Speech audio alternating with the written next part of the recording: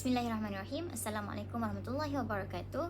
So this is a video group presentation for subject Occupational Safety, Health and Environmental Management OPM538 about hierarchy in an organization. So my name is Nur Faiza binti Johari and my teammates are Nurul Farzana and Nurul Murni.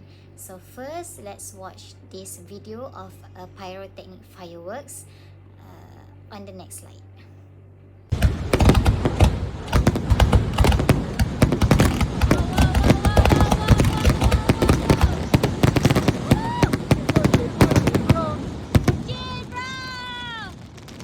Alright, so as you can see in the video, that is an example of a pyrotechnic fireworks.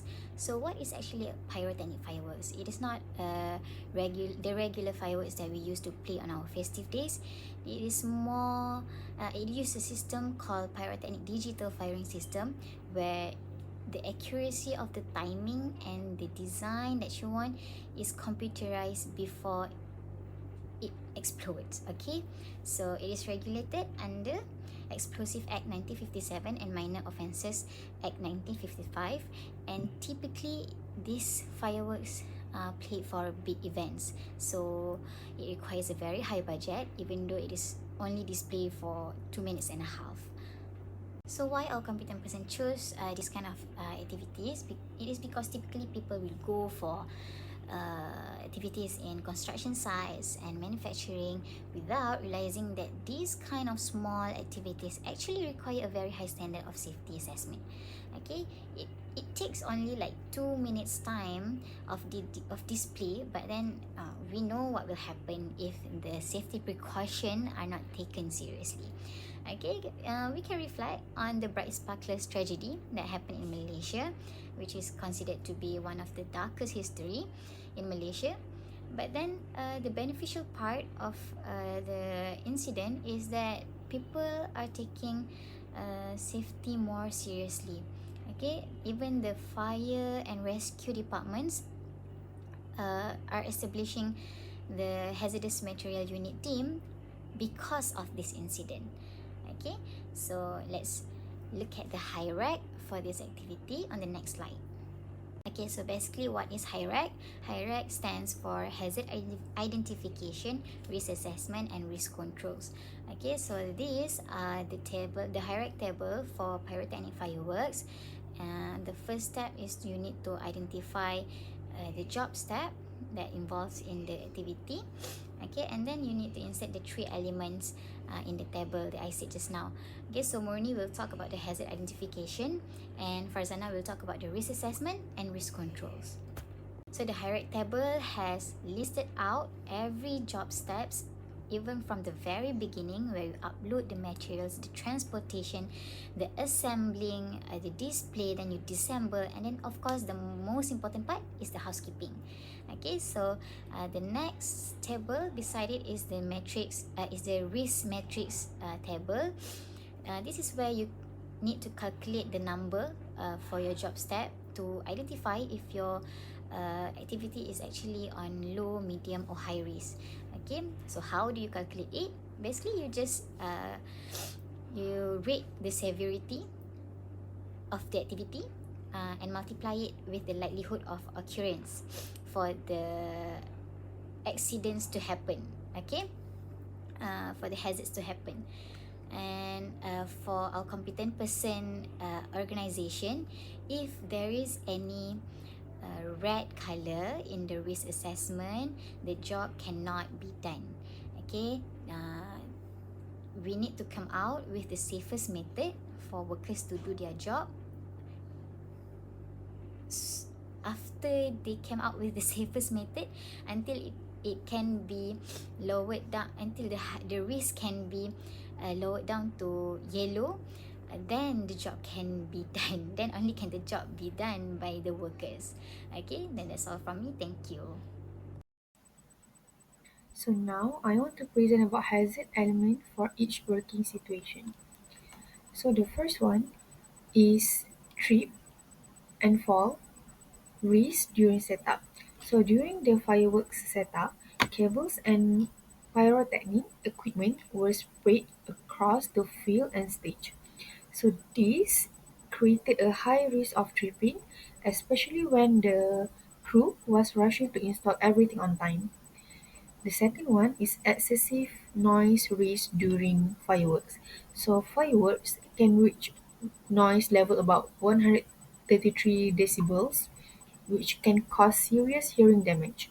So without proper ear protection like earmuffs or plugs, crew members were exposed to long-term hearing risk. The third one is electrical shock risk from panel. So the computerized firing system used electronic panels and many cables. So if these were not properly insulated or waterproof, they could cause electric shocks or even unintentional explosions during wet weather. The fourth one is fire risk from pyrotechnic materials. So fireworks are made of explosive material that can ignite from a spark or malfunction. So with props and people nearby, one small mistake could lead to a dangerous fire or chain reaction. And the last one is chemical burn and ignition risk. So the fireworks contain flammable and corrosive chemicals. So handling this without glove, mask, or proper training could result in skin burns, breathing problems, or chemical reactions, especially in wet conditions. Okay, so now we will explain about risk assessment because every every risk assessment have their own stage. First, we have low, medium, and high risk. Be- But I believe every place when they do the risk assessment, they cannot put on the high risk because when the high risk, they cannot they cannot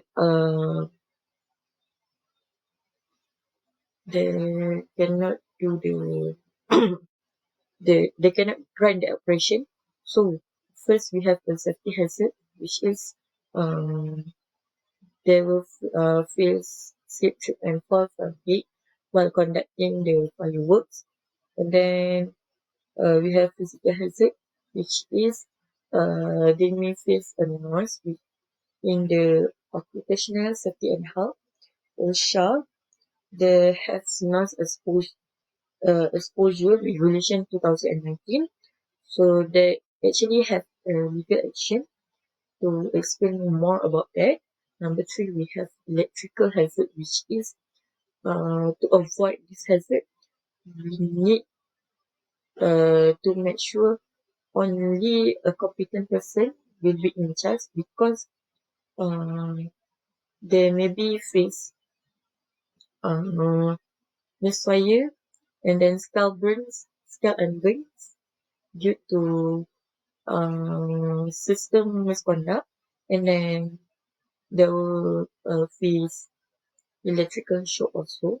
Then number four, we have a fire hazard. Fire hazard maybe will be happen while in transit, and that actually will be related with the chemical hazard, which is exposed to corrosive and flammable substance.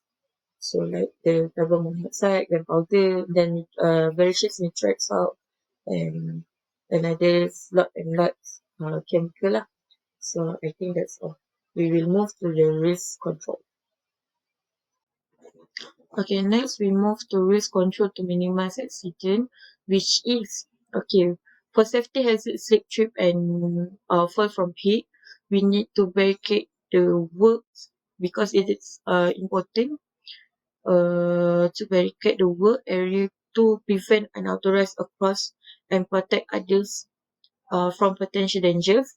Next, we have conduct a pre-test talk. Pre-test talk, that is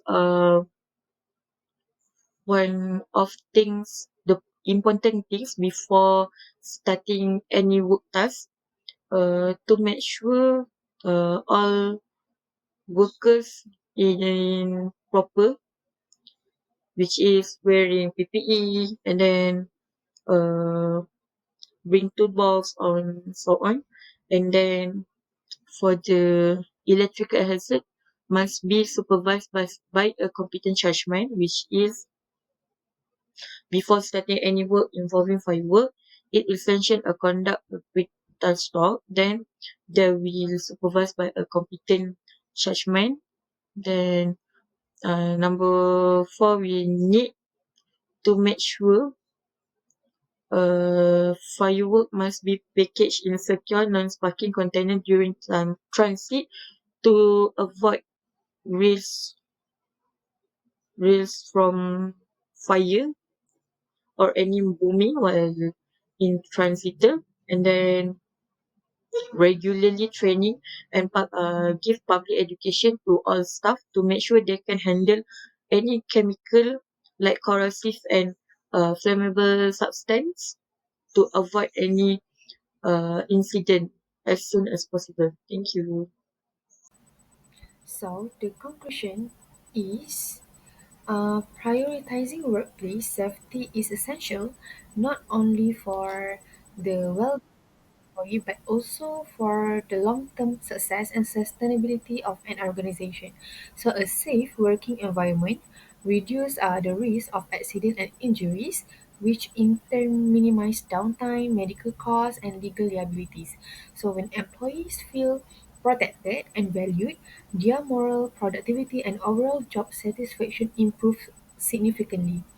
So, moreover, a strong safety culture enhances the organization's reputation and attracts talents and fosters trust among clients and stakeholders. Therefore, investing in workplace safety is not just a legal or ethical obligation, it is a strategic decision that benefits both the employee and the business as a whole.